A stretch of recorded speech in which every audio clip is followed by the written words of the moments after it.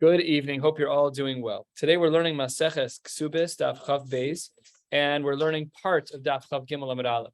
The reason we're only learning part of Daf Chav Gimel Amud Aleph was because I realized at 7 o'clock that it's Thursday. So I prepared a little bit of Daf Chav Gimel Amud Aleph. We'll stop about halfway down and we'll pick up the rest on just a long day. Okay. It's just what it is. It's just what it is. We'll get to it. 3 lines from the bottom. On Chaf Aleph Amud Beis, we are discussing cases of the integrity of either the chasima or the shtar itself. It says the Gemara on the first of the long lines. Amar Rabbi Abba, Amar Rav Huna, Amar Rav. Shlosha sheyeshvu l'kaimes hashtar. There are 3 dayanim who had as a task to decide whether or not the shtar was kosher. The kara ir al echad mehem, and one of the dayanim had a claim against him. We'll see what that claim was. Ad shelo chasmu, up until the time that they've signed, me'idin alav v'chosam. They, the 2 good dayanim, can paskin on the good guy, on the third guy, the guy who had an ear, and say, no, he's really fine, and then they can sign. However, misha chasmu, once chasimas were already in place, so then ein me'idin alav v'chosam, they've signed already, and now it's not right. They signed, and then the ear came out. It's not right at that point. We cannot say go back at this point once they've signed, because they signed under an assumption that the third aid was already kosher, and he wasn't necessarily kosher at that time. So it says the Gemara, wait a second. Demai, what was the problem? If the concern is that the one of the dayanim stole, it's a very low bar for a dayan. But let's just say that it happened. Let's say that he stole something. So then that's treyu training. That won't work, because then there are witnesses that saw him steal, and 2 dayanim say that he's kosher. That's 2 on 2. That would not be kosher. And the Gemara says on the top of Chav Beis Amud Aleph, and if what we're saying is that somebody questioned his yichus, so then that doesn't count at all. Gilui milsa ba'almahu, that's just people talking. It doesn't really necessarily mean anything. So what really is the case over here? What was the ir era alechad mehem? What was it that they said about one of these dayanim? Says the Gemara, la'olam eimalach ir de gazlanusa. Really, what we're saying is that he stole something. And what are the other 2 dayanim saying about him? We know that he did tshuva. So then they are allowed to say about him that he's in fact kosher. That was the first case that Rabbi Abba said in the name of Rav Huna Amar Rav. Says the Gemara 4 lines down. Amar Rabbi Zera, ha milsa me Rabbi Abba shmieli. I heard something beautiful from Rabbi Abba, and v'ilav Rabbi Abba demin ako shechachte. And if not for another person whose name was Rabbi Abba, I totally would have forgotten about it. What was it that Rabbi Abba said to Rabbi Zera? Gimel sheyashvu l'kaimes hashtar umeisech ad mehen. There's 3 dayanim, and their job is to adjudicate on a shtar to determine as to whether or not it's kosher. And one of the 3 dayanim dies. What the remaining 2 dayanim need to do is they need to write the following: B'mosav tlasa havena, we were sitting 3, and then v'chad le'sohi, and now one of them isn't. In other words, they had to be transparent about what took place. Amar Rav Nachman bar Yitzchak, v'ikasav be shtara danan and nafak lekadmana beidina sulot tzarich. They could also write another language. They could write shtara danan, this particular shtar, nafak lekadmana, that came out from our bezdin, beidina, it came from our bezdin. So says the Gemara, that also works, sulo sarich. Says the Gemara, that's not so simple, because b'dilma bezdin chatzufu. We learned about this once before. I don't remember where. Oh, maybe this will tell me. No, I don't remember where. But the case was of a bezdin chatzuf. What's a bezdin chatzuf? Uchidish Shmuel. The Amar Shmuel Shnayim Shadanu Dinehem Din Ela Shekorin Bezdin Chasub. The din is that if you have 2 dayanim who paskin on a case that really requires 3 dayanim, so the halacha is that their psak counts, their dayanos counts, and they could verify a shtar, whatever they're doing. However, it's called a bezdin chatzub. So it says the Gemara, how can it be that this language works? That either of these languages that we're saying 2 dayanim were there and the third one died, or the second language is it came from bezdin. Maybe this bezdin's only 2 people. So it says the Gemara, Dichsiv be beidina de Rav Naashi. Really, we're talking about the bezdin of Rav Ashi. There's another Maseches Kesubos on the wall if you'd like. So says the Gemara, if they quote the name of the great Rav Ashi or any dayan who's like him, so then that's considered kosher. We know that that's not a bezdin chatzuf. And then the Gemara says, "V'dilma rabbanon debei Rav Ashi k'deshmuel svir lehu." Maybe the rabbis, the dayanim who work under Rav Ashi, maybe they would say that this is a bezdin chatzav like Shmuel. Says the Gemara, no. Tichsiv bei v'amar lana Rav Naashi. Rav Ashi was the one who told us to write this star, or it says in the star, Rav Ashi said that this star is good, and therefore, because he is a Gavra Rabbah, he is not a chatzav, and he would not allow for a bezdin chatzav to take place. Very good. New Mishnah. Ha'isha she'amra, a woman says, incriminating herself, Eishes ish hayisi ugrusha ani. She said initially, I was married, which means she's off the market. And then she says, ugrusha ani, but now I'm divorced. Those two sentences, she's ne'emenes. Why? Shehapesha asar hu hapesha hitir. She incriminated herself, as it were. She took herself off the market, pesha asar. She put herself back on the market, pesha hitir. So she's trusted.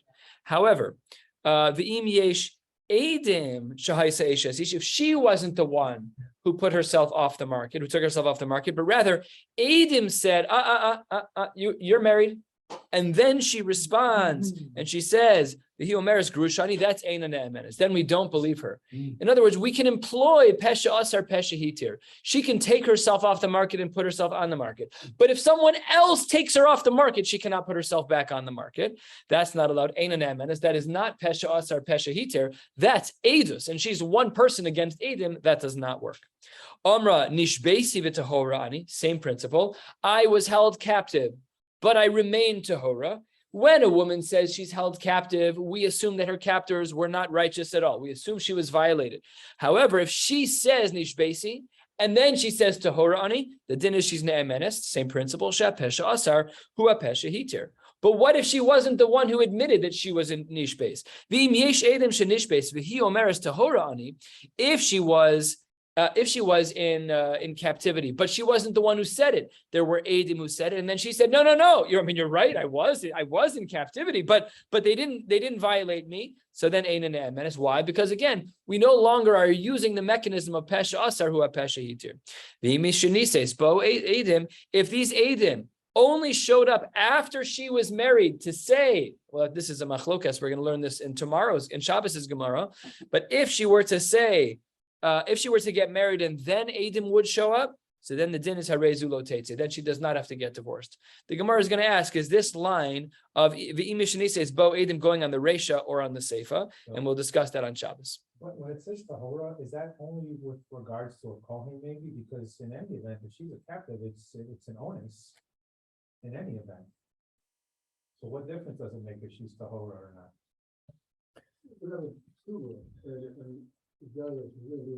Could be. I didn't even look at that, but it could be. Torani shaloniv alti laoved kochavim. That's what Rashi says.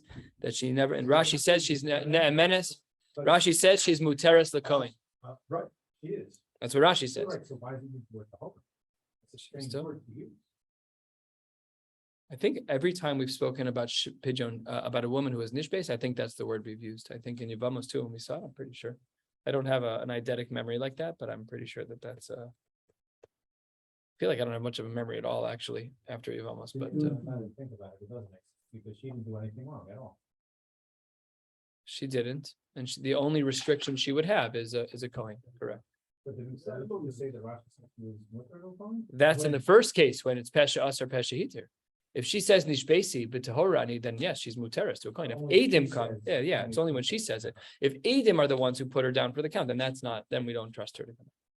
So the Gemara opens halfway down on Chav Beis Amud Aleph. The Gemara says, "Amar Ravasi, minayin lehapesha asar hu apesha hitir mina Torah." This principle, which permeates our Mishnah, mehechatesi, that a person could take themselves off the market and put themselves back on the market. From where would we know this din in the Torah?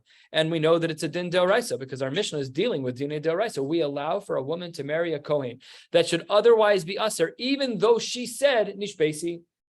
So says the Gemara because we have a pasuk in Chumash. Shne'emar, the pasuk reads, Esbitina sati lo ish hazeh lo isha vayisnaeha lo ish asra hazeh hitira.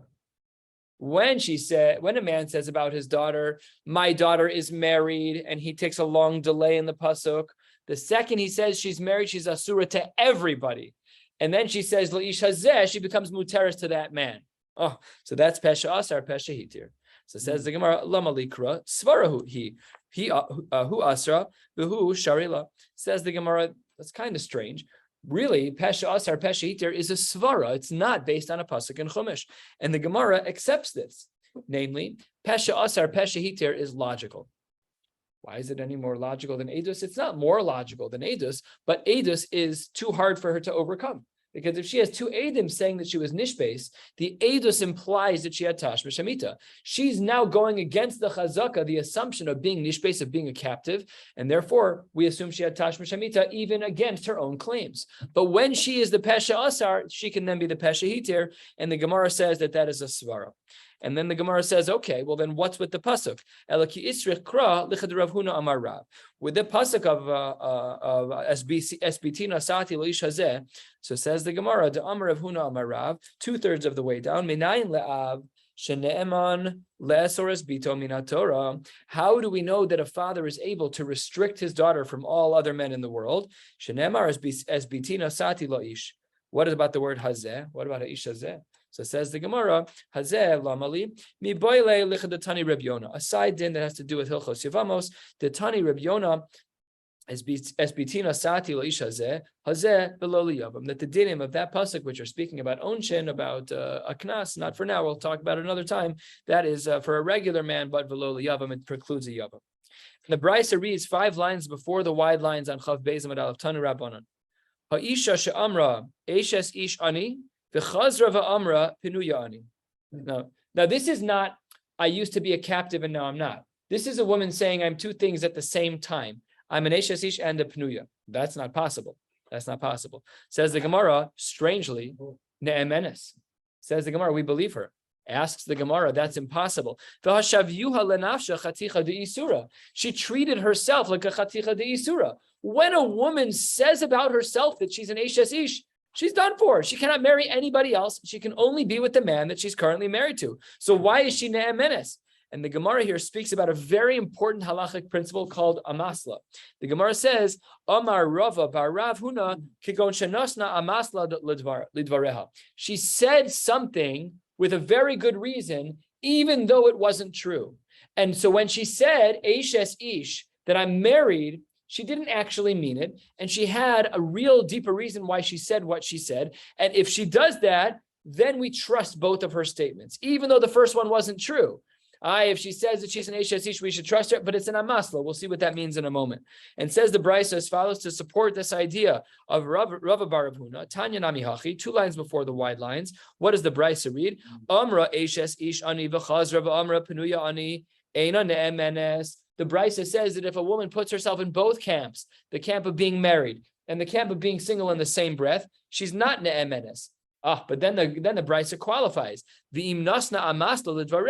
But if she gave a rationale, an excuse as to why she said what she said, then she is ne'emenes, which was the statement of Rava bar Rav Huna. What is an example of this? First long line, Umaysanami bi'isha achas. Gedola, she was an adult. Shaisa Gdola Benoy, she was a beautiful woman. And everybody is sending suitors, trying to trying to marry her. Everyone, I have perfect shidduch for you. Resume. Everybody is trying to court her. So she got annoyed. The Amr lehem mikudesha sani. I'm engaged already. No, she wasn't engaged. She was just trying to get everyone to back off. And then liyamim, after she told everyone she was mikudeshes, word spread that she was mikudeshes, and then fine, and then it ended up being liyamim a couple days later. Amda v'kitsha es atzma. Then she found the guy that she wanted. She turned the tables. She went over to a guy and said, "I'm actually not engaged, but all of these crazies. But you're a good guy. Would you like to marry me?" Fine. So then the Gemara says, "Amru lo chachamim ma rois lasos kain." How can you get engaged? After all, you just said that you're mikudeshes. And she responds, Amr lahem bitchila shebo alay nashim she'enim mehuganim. When I kept being approached by suitors, by people who are not shaykh for me, amarti, get away from me, mikudeshes ani. You all have ulterior motives. I may be a beautiful woman, but you're not shaykh to me. It's not shaykh. And then achshav shebo alay nashim mehuganim. Now that there are guys that are shaykh to me, so then I'm going to tell them the truth, and I'm going to tell them I only said mikudeshes because I had a secondary motive, which a primary motive to get them away from me. Amati v'kidashes atzmi. V'zu halacha helu Rav Acha sar habira lifnei chachamim beusha. And what was this rule? V'amru im nasna amasla l'dvareh ne'emenes. So this case scenario where a woman establishes in one breath that she's both married and single, if she had a reason why she said that she was married, no problem. Then we don't say that it's pesha asar, and we don't even enter into it. And a masla it pulls out the carpet from pesha. She's not asar at all. All she was doing was saying, "Get away from me! I'm married. I'm engaged. Get away from me." So that's what the Gemara was saying, is that an amasla works. This actually applies in Hilchos Nida, comes up there as well, but for another time. We're at the very bottom of the page on Chav Beis Amud Aleph, 2 lines from the bottom. Says the Gemara, Ba'amine Shmuel Merav, Amra Tmea Ani. If a woman says, I'm a Nida, the Chazra Amra Tahora Ani, Mahu, would we apply the same rule of amasla and say, hey, the wife says, I'm a nida, and then she says, right, I'm a nida, and then an hour later, I'm not a nida. Do we believe her or not? So do we apply the rule of amasla here too? If she has a motivator, then does that help? So says the Gemara, Amar le af bezu, im nosna, turning to the top of Chav Beis Amud Beis, im nosna amasla l'dvara ne'emenes. Oh, so the problem here seems to be nothing at all. We don't care about nida, we don't care about mekudeshes, we don't care about eishes ish. As long as there was something motivating her to say what she said, then it was all as if it didn't ever happen. However, Tanamine Arbaim Zimnin, this was taught to Shmuel 40 times. But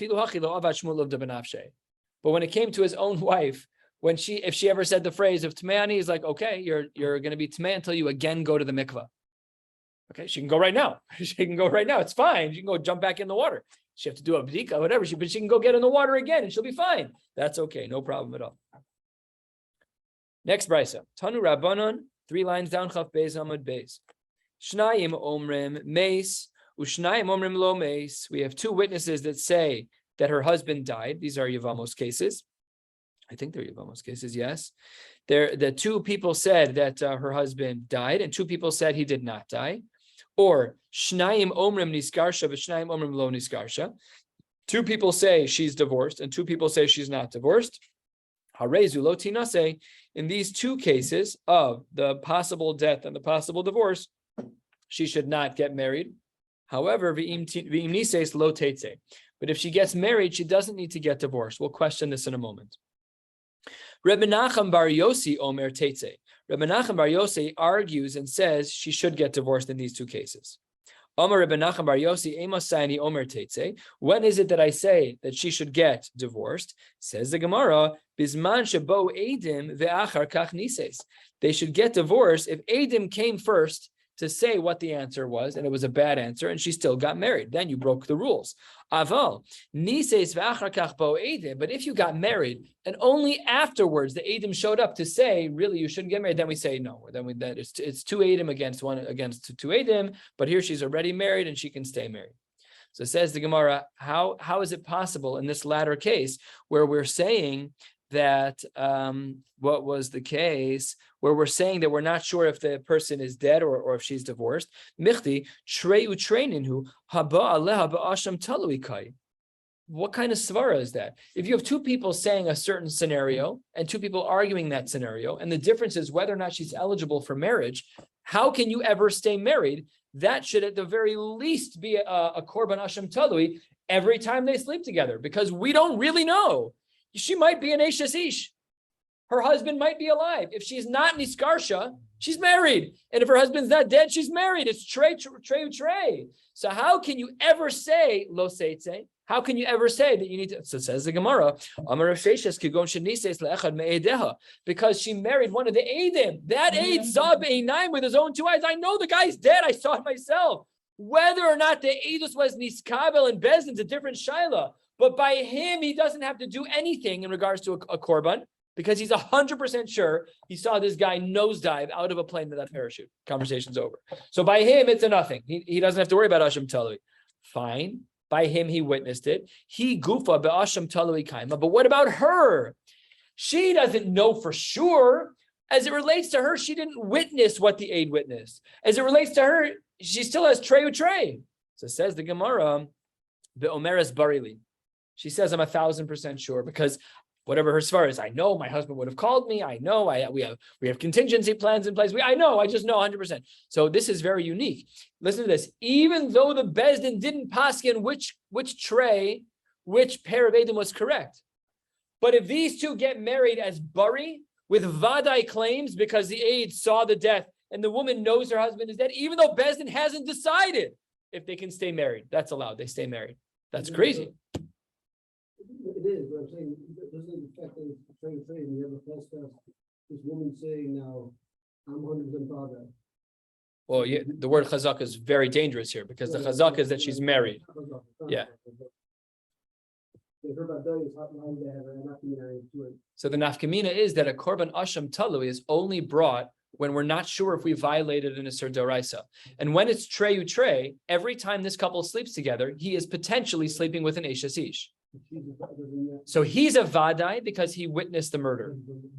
He's one of the Eidim. She is not an aid, but she knows her husband. She's a bari. She knows her husband's dead. So even though Beis Din hasn't paskined yet, they got married and they shouldn't have. Lo teitze. Would the court say he's no ge'ev and he can't? That's a great question. That's a great question. Why isn't the aid no ge'ev b'davar? When it comes to? Comes to any, right in your house, you know, So the nafkamina here might be that he gave the edus first and then they got engaged. I'm just making that up, but I could come up with an answer. That's a good question. The question's better than my answer. I'm just saying it's a possible answer. Well, there could be a get, like when someone goes to war. If I don't Conditional return in get. 30 days. it's Right. divorce. They want to be a court.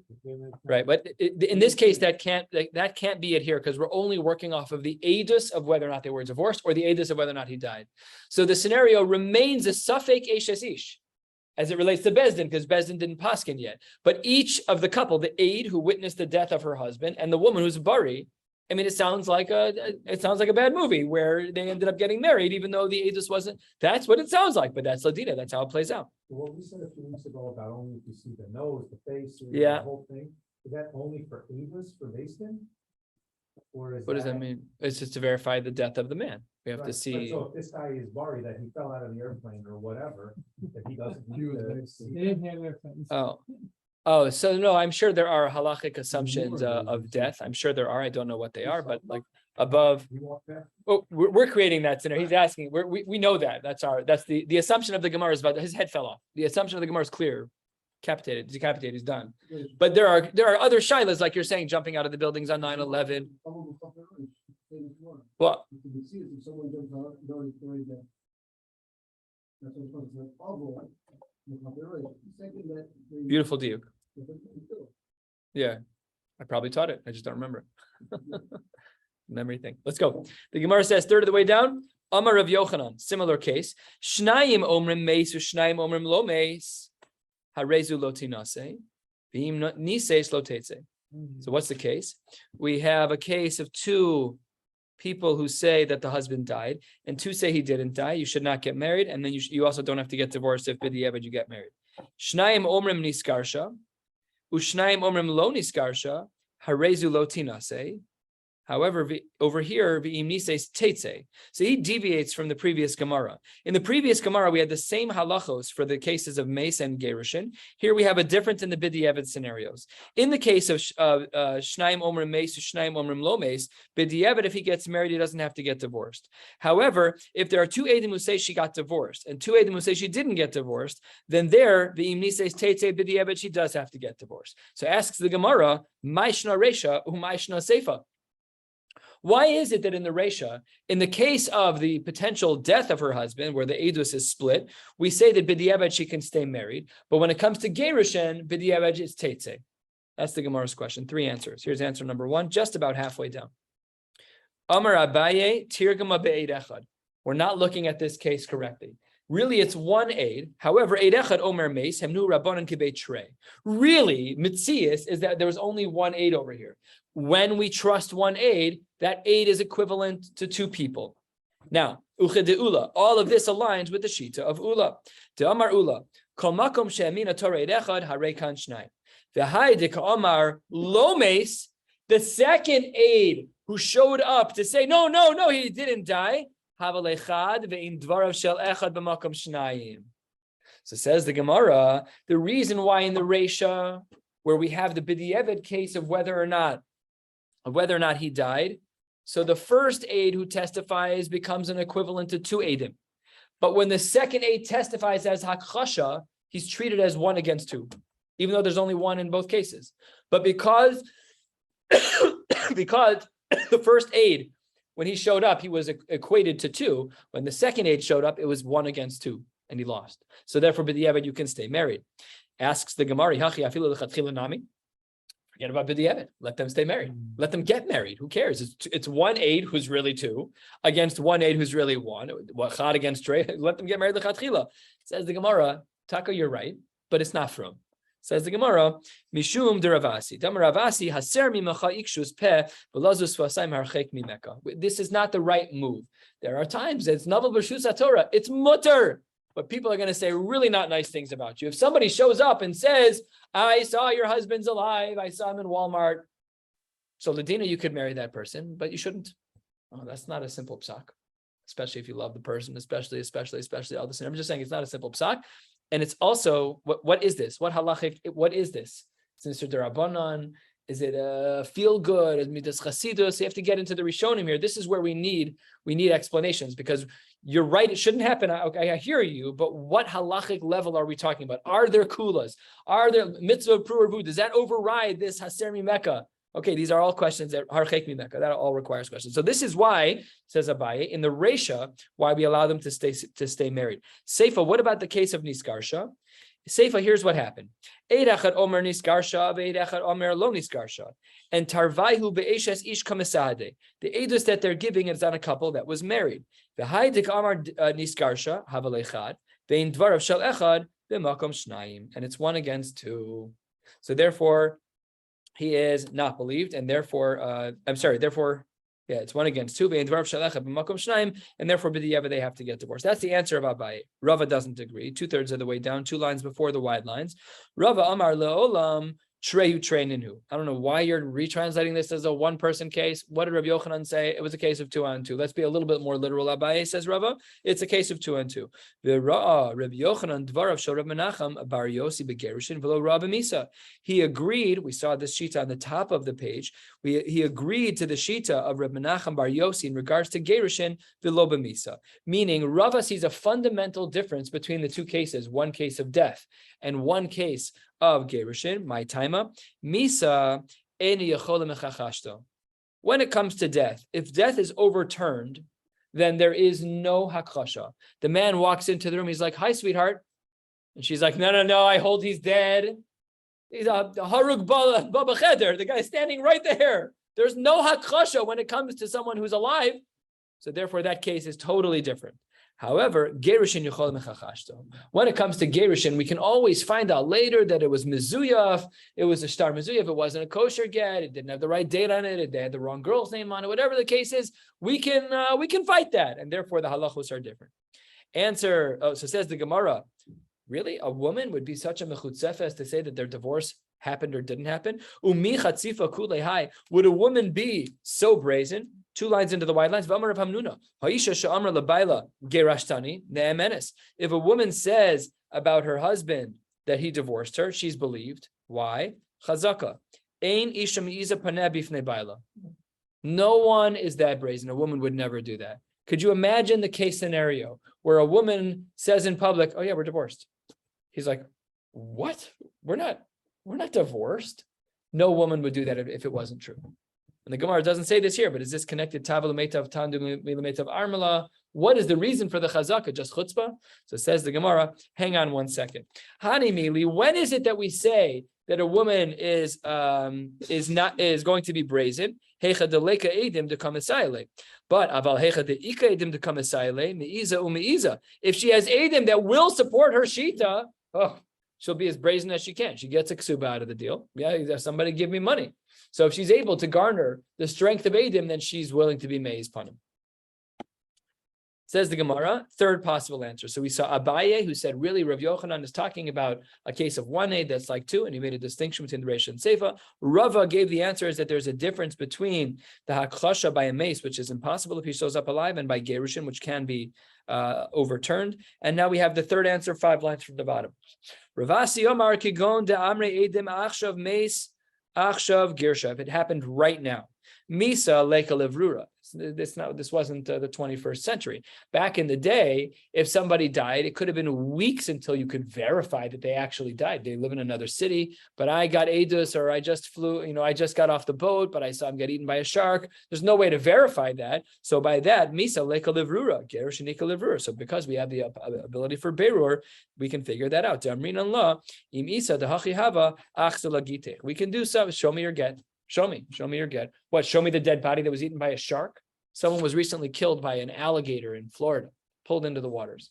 So what are you going to do? These are like the case in Yavamos. We saw it. Maybe they swam to shore. Probably not, but maybe they swam to shore. Fine. Next, 3 lines from the bottom. Tan Rabbanon. Shnaim omrim niskacha. The shnaim omrim lo niskacha. 2 women, 2 Adim say she is engaged, which obviously limits her from other men. She doesn't have to get divorced by the Eved, even though the Adim are treu. We have 2 who say that she's divorced and 2 who say that she's not divorced. She has to get divorced in those cases. Why the difference? Top of Chav Gimel Amud Aleph. Maishna Reisha u'maishna Seifa. What is the difference between the first case, where we were talking about her getting engaged, and there b'di'evad we said that if she's married lo teitze, and why is it that in the latter case of niskarsha that she has teitze, she has to get divorced b'di'evad? Ma'ishna reisha, ma'ishna seifa. So we have 2 answers presented here. We're going to be stopping a little bit more than halfway down on Chav Gimel Amud Aleph. Let's learn Abaye's answer. Similar answer as to the previous conflict. Amar Abaye tirgama be'ed echad. We need to explain this case and as though really there was only one aid. Eid echad omer niskacha ve'eid echad omer lo niskacha. In the beginning case that the Brisa presented, one aid said she's engaged and one aid says she's not engaged. Tarvayu b'pnuya kamesade. The aidus here was talking about a woman who just previously was a penuya. She was single. The haydik amar niskacha havalechad. And the person who is saying that she is niskacha, he's only one person. Because both of them had a starting point that she was single. So therefore, when the one aid said she's engaged, he's going 1 against 2. Seifa, what about the case of the Gerushin where we said that b'di'evad they need to get divorced? So how would Abaye explain? Echad omer niskarsha, eid echad omer niskarsha, ve'eid echad omer lo niskarsha, tarvaihu be'eshes ish kamesahade. Really, both of them are saying that she's married. V'haidik omer niskarsha havelechad ve'in dvarav shel echad b'makom shnayim. So Abaye is saying we have 2 witnesses that are agreeing that she certainly was married. That's her standing assumption. And only 1 witness is saying that she's actually divorced, and therefore they have to get divorced, even b'di'evad. Rav Ashi gives his answer. Rav Ashi Amar le'olam trei ve'epuch. Really, it is 2 Eidim against 2. However, ve'epuch, we need to change the cases a little bit. What was the case? Shnayim omrim re'inuha sheniskacha. 2 people said not that she is engaged. We saw her get engaged. We watched the whole thing on the rooftop with the candles. She's engaged. Ushnayim omrim lo re'inuha sheniskacha harezu lo tinase b'im nises teitze. She has to get divorced. Says the Gemara. Of course, she has to get divorced. What was the testimony of the second pair? We didn't see her get divorced. What kind of testimony is that? That just means you weren't in the room. But odds are she's married. Pshita, says the Gemara, lo re'inuha eino raya. The fact that you didn't see something doesn't mean it didn't happen. You weren't in the room. They got engaged downtown. You were on the north side of Chicago. How are you supposed to see that? Your testimony is a 0. Lo re'inuha eino raya. That's a terrible argument. Of course you have to get divorced because there's really only one edus. Your edus is an absence of vision. That's not edus. It says the Gemara. That's not what's going on here. Lo tzricha the diary b'chatzer echad. Everybody lived in the same chatzer. So what's the claim now? Ma'u detema denim isa deniskacha kala isla milsa. Everybody has apartments that surround the courtyard. Where did this couple get engaged? In the middle of the courtyard. Adim from the right side of the building said we saw them get married. Adim from the left side of the building said I live in that same complex. but I didn't see them get married. What do we see from here? That some people get engaged privately. Not everybody gets engaged with fanfare. So that's very possible that you didn't see it, and maybe your testimony is a raya. And that's why we have a suffix. That's why we have this machlokes in regards to the case of Niskansha. And B'di'eved, she has to get divorced because maybe there's called a milsa here. Fine. Seifa, what about the second case of Niskarsha? So says the Gemara, in that case of Niskarsha, two people are saying that they witnessed a divorce. So says